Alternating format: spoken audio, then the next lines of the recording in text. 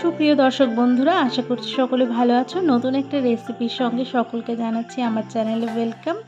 আজকে বানাচ্ছি পাট শাকের একটা ঝোল, একদম ছোটো মাছ দিয়ে শুকনো করে। তো আজকে কিন্তু এই বছরের শেষ পাট শাকটা রান্না করছি, মানে দেশি পাট শাক যেটা। অলরেডি কিন্তু পাট কাটা হয়ে গেছে এবং অনেক জায়গায় পাট জাগ দেওয়াও চলছে। তো কিছু পাতা সেখান থেকে আমি কচি পাতা বেছে সেগুলোকে আজকে রান্না করব। তো এখানে কিছু পরিমাণ রসুন নিয়ে নিয়েছি। পাট শাকের সঙ্গে কিন্তু রসুনের কম্বিনেশনটা খুব সুন্দর লাগে। আর এখানে আমি নিয়েছি ছোট সামুদ্রিক মাছ। এই মাছটা ঠিক কী নাম আমি জানি না, তোমরা যদি কেউ জানো আমাকে কমেন্ট করে জানিও। আমি যত সম্ভব চাদা বা সামুদ্রিক কোকিলা এরকম কিছু জানি, তো তোমরা একটু বলো প্লিজ। তো এরপরে মাছগুলোতে লবণ হলুদ মাখিয়ে নিচ্ছি ভেজে নেওয়ার জন্য। আর এই মাছগুলো কিন্তু যে কোনো শাকের তরকারির সঙ্গে বলো খুব সুন্দর লাগে, আর বিশেষ করে ভাজা খেতে বেশি সুন্দর লাগে। তো কড়াইতে পরিমাণ মতো সর্ষের তেল দিয়ে দিয়েছি।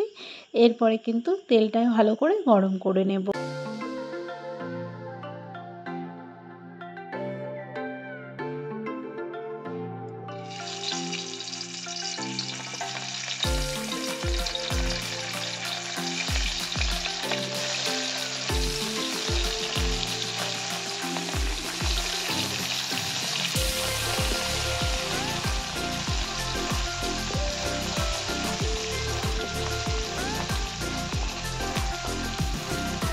মাছগুলোকে কিন্তু খুব সুন্দর করে এক পাশ ভেজে নিয়েছি। এবার মাছগুলোকে উল্টে দেব অন্য পাশ ভেজে নেওয়ার জন্য। আর এই মাছগুলোকে একটু কড়া করে ভেজে নিয়েছি, এতে করে খেতে বেশি ভালো লাগবে। আর যে কোনো মাছ একটু মিডিয়াম ভাজা হলে বেশি ভালো লাগে খেতে। তো এরপরে মাছগুলো এখন ভেজে তুলে নেব।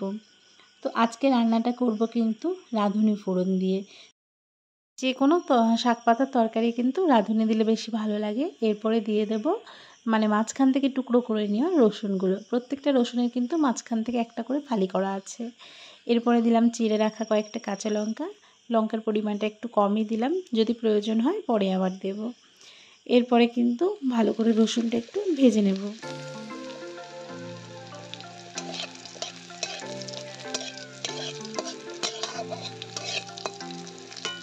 যে কোনো ধরনের শাক রান্না কিন্তু খুব সহজ আর অল্প সময়ের মধ্যে হয়ে যায়, আর এতে কিন্তু বেশি কিছু দেওয়ার প্রয়োজন পড়ে না। এরপরে দিয়ে দিলাম কেটে রাখা পাট শাকগুলো। পাট শাকগুলো ছোটো ছোটো করে কেটে নিয়েছি, কেননা এখন তো অতটাও কচি পাতা নেই। তো যতটা পেরেছি ততটা কিন্তু কচি পাতা রাখার চেষ্টা করেছি।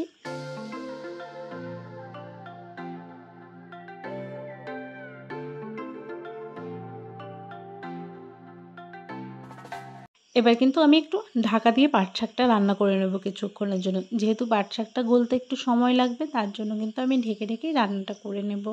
দেখো পাট শাকের ঢাকাটা তুলে নিয়েছি। পাট শাক থেকে কিন্তু রস বেরিয়ে গেছে, পাট শাকটা একটু ভাজা ভাজা হয়ে এসেছে। এই পর্যায়ে কিন্তু দিয়ে দেব স্বাদ অনুসারে লবণ এবং পরিমাণ মতো হলুদ গুঁড়ো। তো এই দুটোকে দিয়ে আবারও কিছুক্ষণ কিন্তু শাকটাকে ভালো করে ভেজে নেব।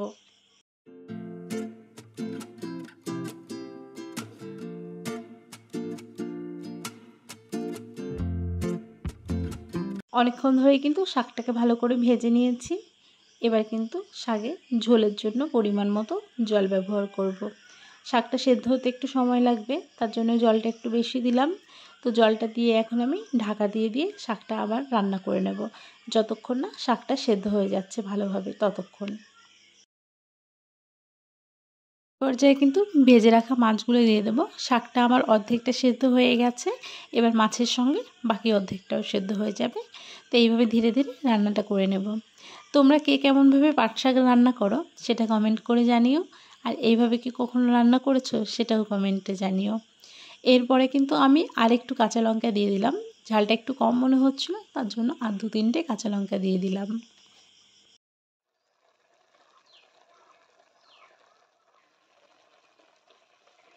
শাকটা কিন্তু সুন্দরভাবে সেদ্ধ হয়ে এসেছে। আর শাক থেকে কিন্তু দেখো অনেকটা ঝোল কমে গেছে। আর এই পাট শাকটাও বেশি ঝোল ভালো লাগে না। তো একটু লালা লালা সবজি এটা সেহেতু কিন্তু খুব ঝোলের প্রয়োজন হয় না। আর যেহেতু পাতাটা একটু বয়স্ক হয়ে গেছে, লালার পরিমাণটা অনেকটাই কমে এসেছে। তো যাই হোক, আজকের রেসিপিটা কিন্তু সম্পূর্ণ রেডি হয়ে গেছে। আমার এই গ্রামীণ পাট শাকের রেসিপি তোমাদের কেমন লাগলো কমেন্ট করে জানাবে।